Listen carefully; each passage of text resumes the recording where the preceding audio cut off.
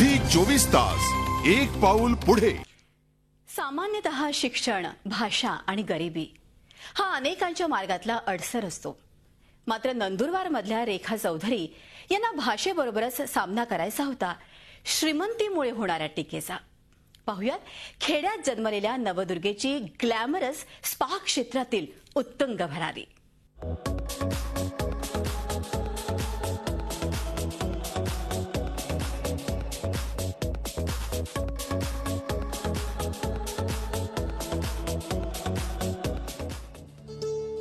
नंदुरबार मधल्या एका खेड्यात लहानाची मोठी झालेली एक मुलगी आज ग्लॅमरस स्पा क्षेत्रात जगभरातल्या 25 ब्रँडची जबाबदारी यशस्वीरित्या सांभाळतेय।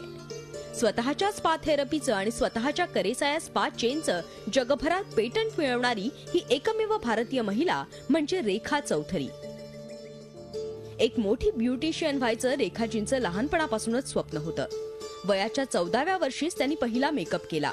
खरं तर रेखा श्रीमंत घरची मुलगी, त्यामुळे आर्थिकदृष्ट्या त्यांना आपलं स्वप्न पूर्ण करणं सहज शक्य होतं।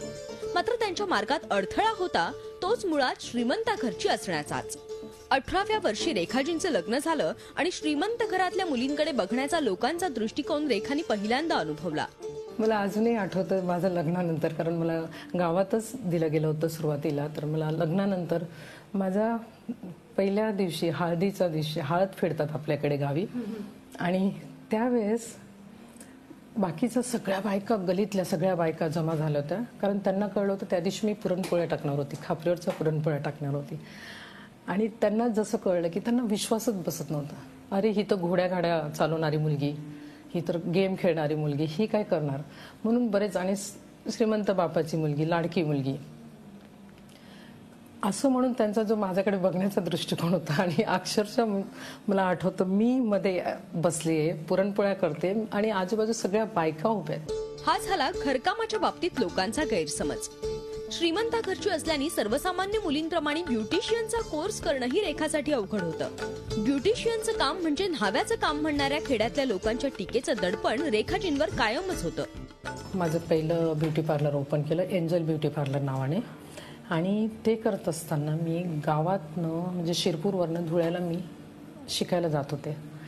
आणि जेव्हा मी हे शिकायला जात होते तर त्यावेळेस मी बसने ट्रॅव्हल करत होती, कारण घरात बाकीच्यांना कुणाला कळायला नको। माझ्या सासूबाईंना माहिती होतं आणि नवऱ्याला माहिती होतं, बाकी कुणाला मी कळवलं नव्हतं की मी शिकते असं।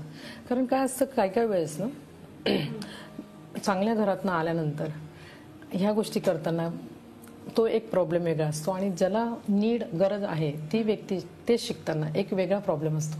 माझ्यासाठी प्रॉब्लेम होता तो समाजाचा, किंवा नाव म्हणजे त्यांना की एवढ्या मोठ्या घरची मुलगी आणि हे करते असं म्हणून जे शिकवत होते। पण मी जाऊन जाऊन आपलं बसने जेव्हा ट्रॅव्हल करत होते, 1-2 वेळेस एखाद्या नातेवाईकाने पाहिलं असेल आणि लागलीच फोन करून हे काय तुमची सून हे काय करते म्हणून एक वेगळ्या प्रकारे जो रिॲक्शन त्यांनी दिली होती ते अजूनपर्यंत माझ्या डोक्यात आहे। त्यांनी वेगळं त्याचं भांडवल केलं।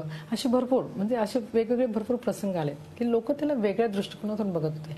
पण मला अजूनही आठवतं जेव्हा 2004 मध्ये मी जेव्हा पहिल्यांदा पॅरिसला गेले, आणि पॅरिसवरनं मी माझ्या वडिलांना फोन केला आणि त्यांना मी म्हटले की म्हणजे मी सुद्धा काकाच म्हणते माझ्या वडिलांना, तर काका पहा माझा न्हाव्याचा बिझनेस मला इथपर्यंत आणला।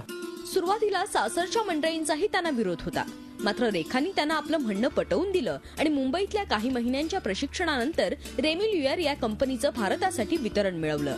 लग्न झालं त्यावेळेस मी 12वी पास करून लग्न माझं झालेलं होतं, आणि माझं पुढचं एज्युकेशन कॉमर्स मी लग्नानंतर जेव्हा घेतलं होतं ते अडखडत मी ते एज्युकेशन केलं होतं।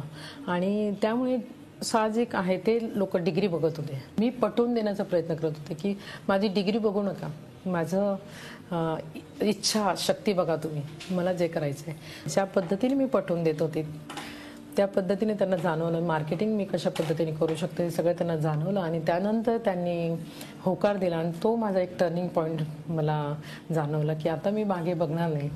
8 वर्ष परदेशी गुंतवणुकीसाठी मेहनत घेतल्यानंतर आता जगातलं सगळ्यात मोठं स्पा सेंटर रेखाताईंच्या संकल्पनेतून तयार होतंय।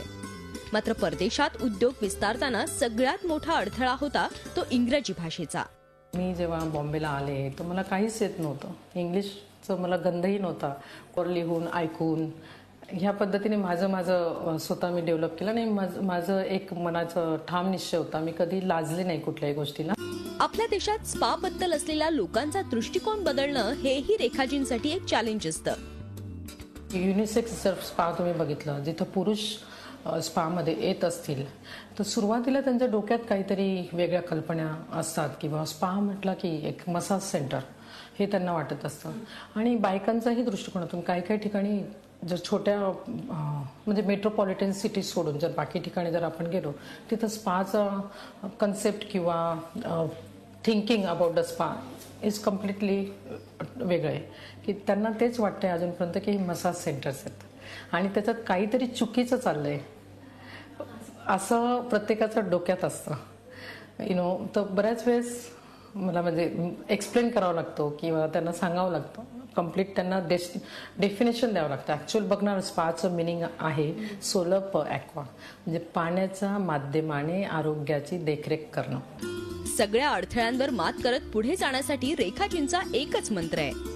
तुम्ही शहरातले असणार किंवा खेडेगावात असणार, पण जोपर्यंत तुम्ही स्वतःला जाणून घेणार नाही, स्वतःची इच्छा ओळखून घेणार नाहीत किंवा स्वतःला तुम्ही त्या लेवलला ठेवून बघणार नाही की मी हे करू शकते, ह्या कॉन्फिडन्स जेव्हा तुमचा स्वतः तुम्ही निर्माण करणार नाहीत तर तुम्ही कधीच पुढे जाऊ शकणार नाही. 2010च्या ग्लोबल स्पा आणि वेलनेस समिटसाठी तुर्कस्तान येथे जाणाऱ्या रेखा चौधरी या पहिल्या भारतीय महिला आहेत. Most innovative spa treatment, Asian spa पुरस्कार, महाराष्ट्र उद्योगिनी अशा अनेक पुरस्कारांनी रेखाजींचा गौरव करण्यात आलाय.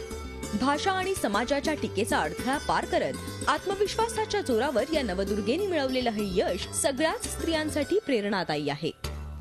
झी 24 ताससाठी दीपाली जगताप, मुंबई. झी 24 तास, एक पाऊल पुढे.